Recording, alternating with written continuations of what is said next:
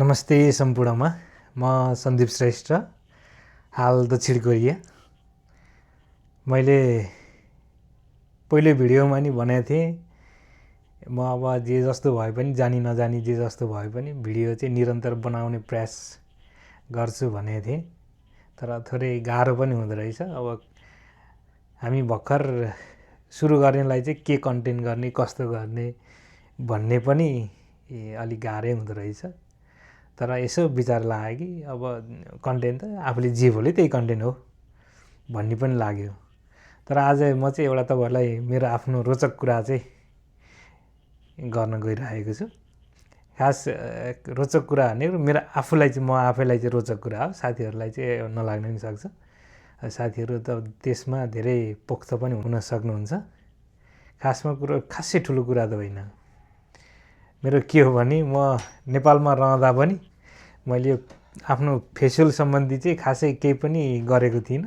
म मान्छे नराम्रो छ अब काले अनि यहाँ कोरिया लगभग आएको चाहिँ अलि 18-20 महिना जति भयो। यसै क्रममा यसपालि चाहिँ होइन हामी पनि अलिकति गोरै हौँ भन्ने मन लाग्यो र यो चाहिँ यो के हो जिन्दगीमा पहिलोचोटि यो सनब्लक क्रिम किनेको होइन।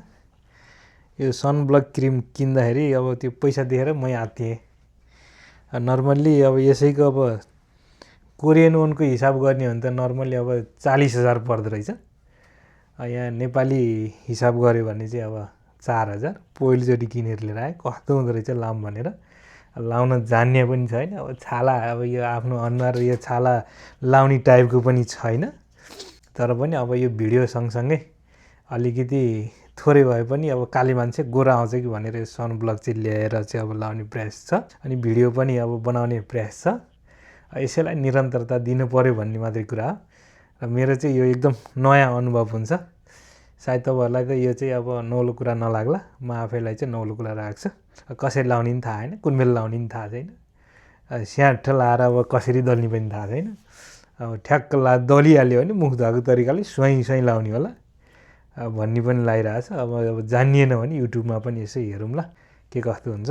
अब यसको पनि तपाईँहरूले चाहिँ के कसरी लाउने कस्तो तरिकाले लाउने के कुराहरू लाउँदाखेरि चाहिँ ठिक हुन्छ भन्ने कुरा चाहिँ यसो कमेन्ट पनि गरिदिनु होला। र मेरो भिडियो यस्तै तरिकाले निरन्तरता आइरहेको छ। तपाईँहरूलाई राम्रो लाग्यो यताउता लाग्यो भने सेयर र कमेन्ट गर्न सक्नुहुन्छ। हस्, धन्यवाद है त।